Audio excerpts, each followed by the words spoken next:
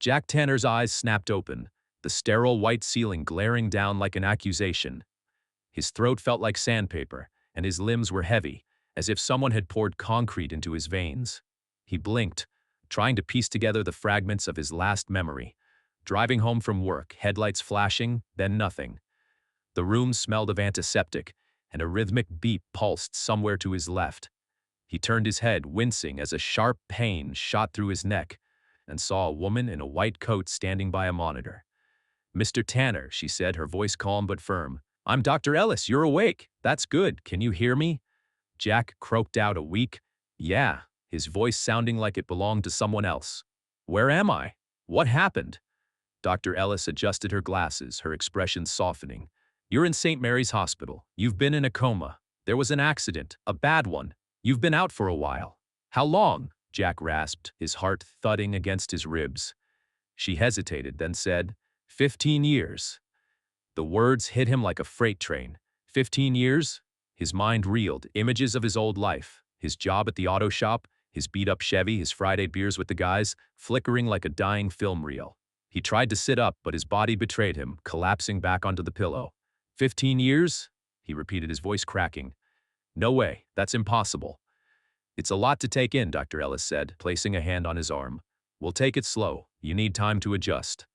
"Forget slow," Jack snapped, adrenaline kicking in. "I need to get out of here. I need to see what's left." Dr. Ellis frowned, but didn't argue. "We'll get you stable first, then we'll talk." "Stable." "Right."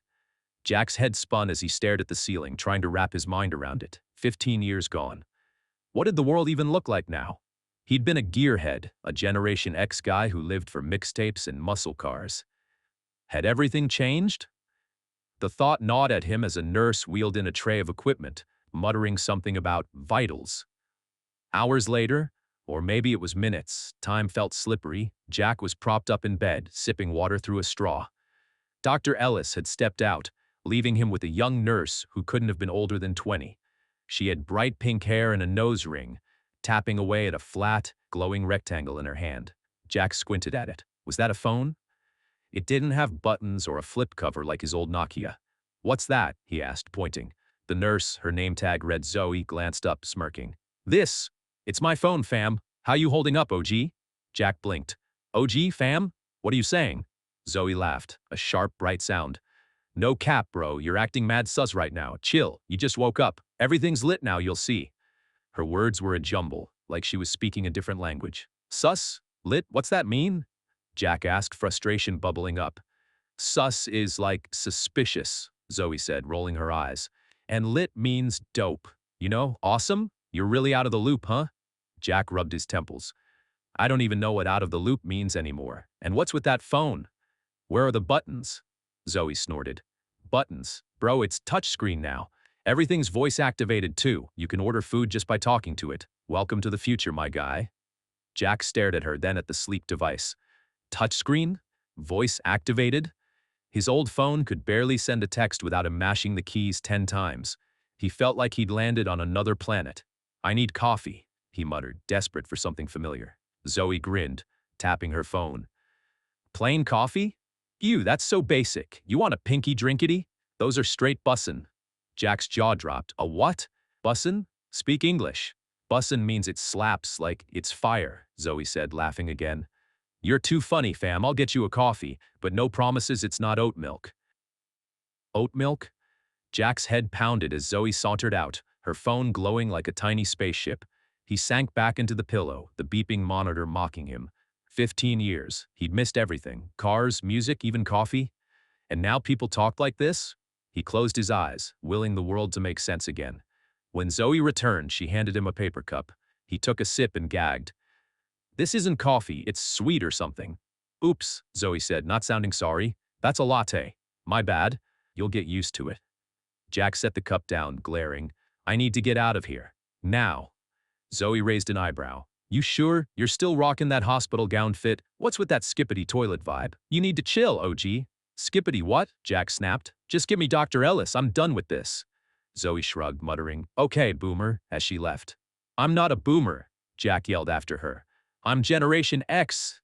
The door clicked shut, leaving him alone with his thoughts, and a growing dread, that the world he'd known was gone for good. Jack leaned on a cane as Dr. Ellis guided him through the hospital's sliding glass doors.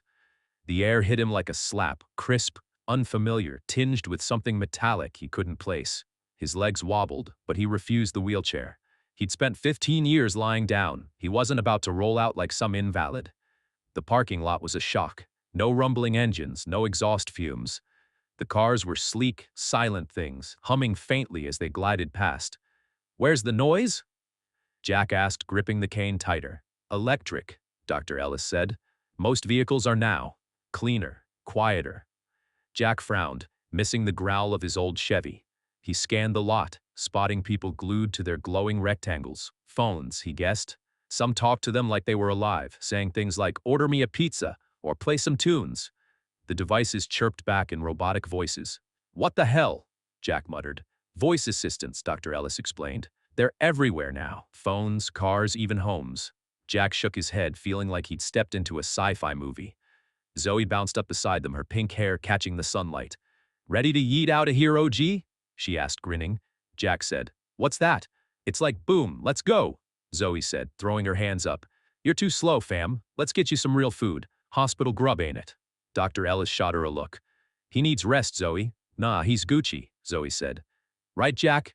"Gucci?" Jack echoed. "Like the brand?" Zoe cackled. "Nah, it means you're good, my dude. Let's bounce." Against Dr. Ellis's protests, Jack followed Zoe to a small cafe across the street. The sign read, "Cashless only," and Jack stopped short. "No cash? How do you pay?" Zoe waved her phone. "No cap, bro. We've been cashless since COVID. Tap and go. Easy." "COVID?" Jack asked, but Zoe was already inside, tapping her phone on a machine. The barista slid over 2 drinks without a word. Jack stared at the cup, some frothy pink thing with whipped cream. "What's this?" he demanded. "Pinky drinkity," Zoe said, sipping hers. "Trust me, it's fire." Jack took a tentative sip and grimaced. "This isn't coffee, it's sugar water." Zoe shrugged. "You'll stand it eventually. Old school coffee's dead, fam." Jack set the cup down, his patience thinning. "I need real food, a burger or something." Zoe tapped her phone again, muttering, Burger, got it." A minute later, a drone, yeah, a freaking drone, buzzed through the window and dropped a paper bag on the table. Jack jumped, nearly knocking over his cane. "What the?" "He's delivery," Zoe said, unfazed. "Everything's lit now, OG. Drones, apps, you name it." Jack opened the bag, pulling out a burger that looked off. "Is this meat?" "Plant-based," Zoe said. "Better for the planet." Jack dropped it like it was radioactive. "I want beef, real beef." Zoe smirked. "Good luck, fam. That's rare now. You're so extra."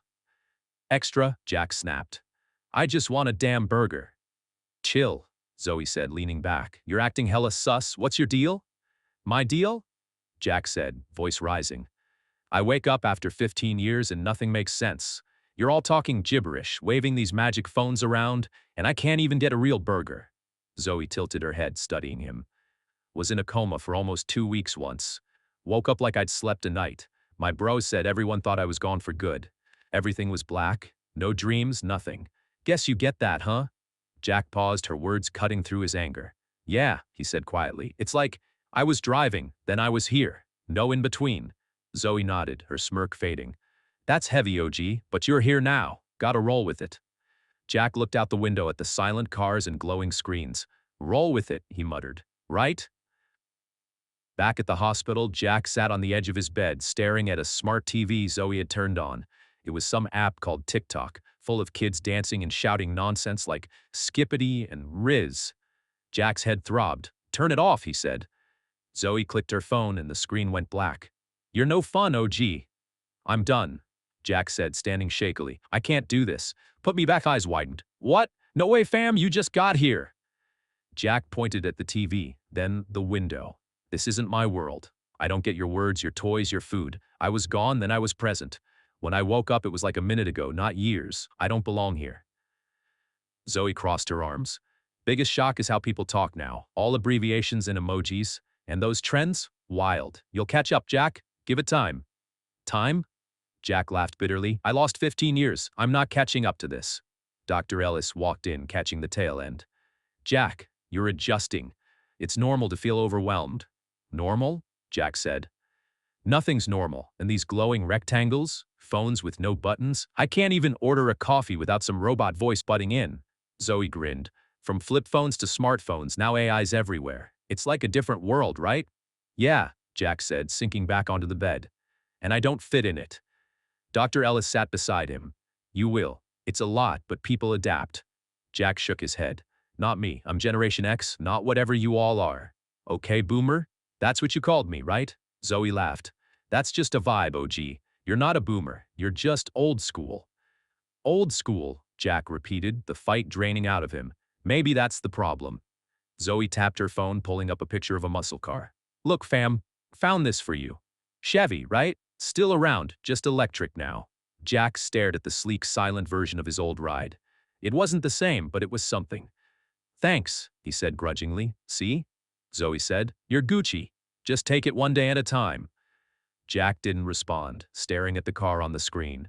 One day at a time, maybe he could, or maybe he'd just keep chasing the past until it swallowed him whole.